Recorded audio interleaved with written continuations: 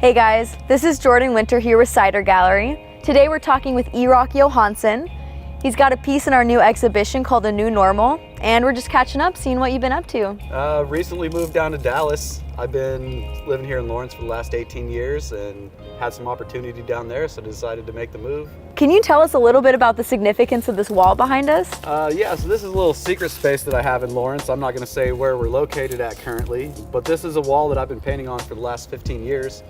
It kind of just happened by chance that I lived here, and this was in my backyard basically, and it used to have a bunch of trash graffiti on it.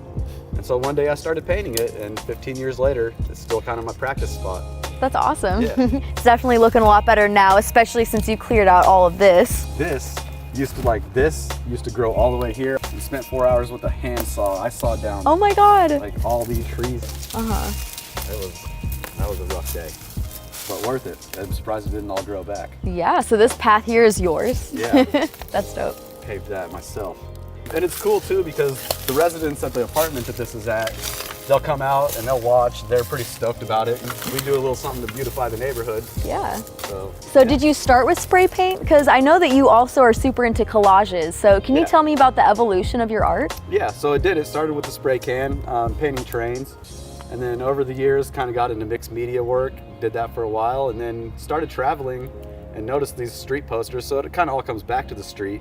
In a way, it's like the opposite of going out and painting the graffiti in the street. It's going into the street and taking the work off the street and bringing it into the studio. Mm-hmm. So yeah, it's got the correlation just kind of on the opposite end of things. So besides the street posters, what are some of the other materials that you source all of your collages from? Right now I'm doing it mainly just off of the street posters, but I started working at a print shop. And so we have a lot of runoffs, test prints and things like that just end up in the trash.